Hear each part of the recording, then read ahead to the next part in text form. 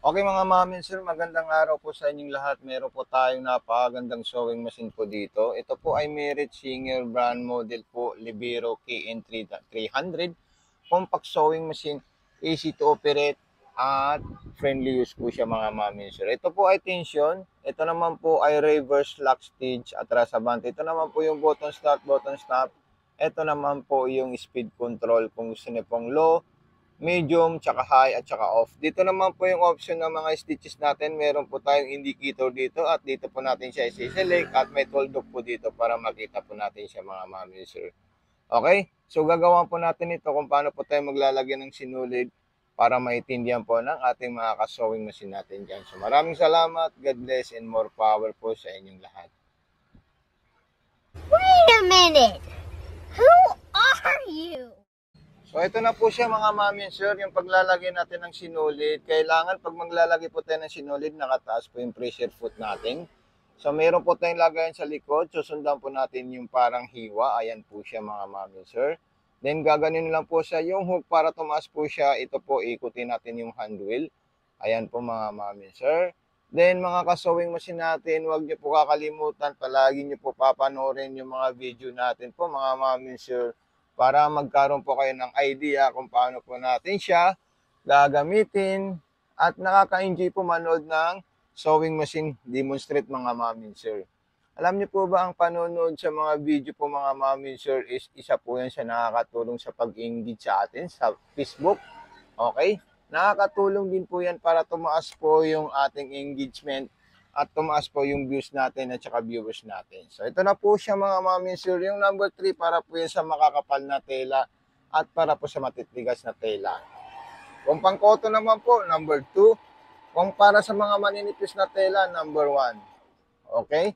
So magkakaiba po yan mga mami sir ng design stitches kasi po may mga iba't ibang klaseng tela po tayo natatahin para dito sa ating sewing machine. So ito po siya yung number 3.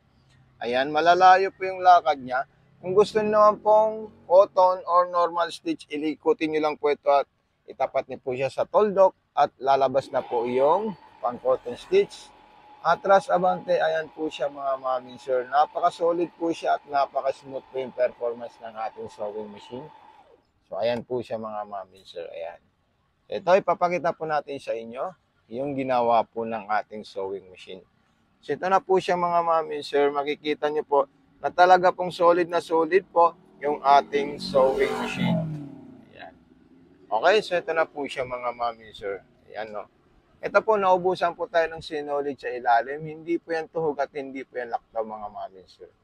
Tapos kung gusto nyo po tanggalin, slide nyo lang po ito at matatanggal nyo po yung bobbing natin mga mami sir. So ito po yung bobbing natin mga mami sir. Then lalagyan po natin siya ng bobbing para naman po maintindihan nyo po siya. So ito po yung bobbing natin mga mami sir at ilalagay natin ng ganyan. Okay? Then para makain po ng ating sinulid sa itaas galing sa karayom, iikutin natin yung handle. So ayan po sila, sabay po silang lalabas. Pag nakita nyo nagsabay silang lumabas, ilock nyo po siya at isarado nyo na po at ilagay nyo po yung telang gusto nyo tahiin.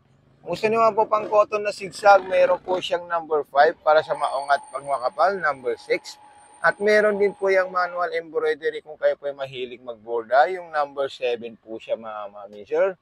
Pwede po kayo gumawa ng sarili yung indicator.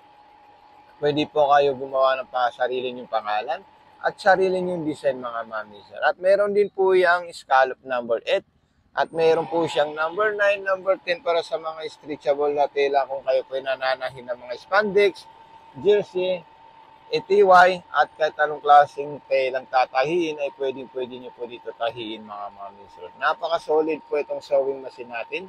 Hindi po siya maselan at hindi rin po siya madaling magloko. Kasi durable talaga po siya dahil ito po ay Japan. Kumbaga, Japan made ay talagang trusted at durable po siya na sewing machine natin. So ito na po siya mga mami sir. So maraming salamat po. God bless po sa inyong lahat.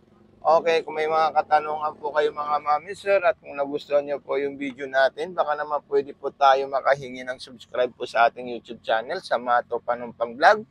Sa TikTok shop, i-follow nyo po Mato Sewing Machine.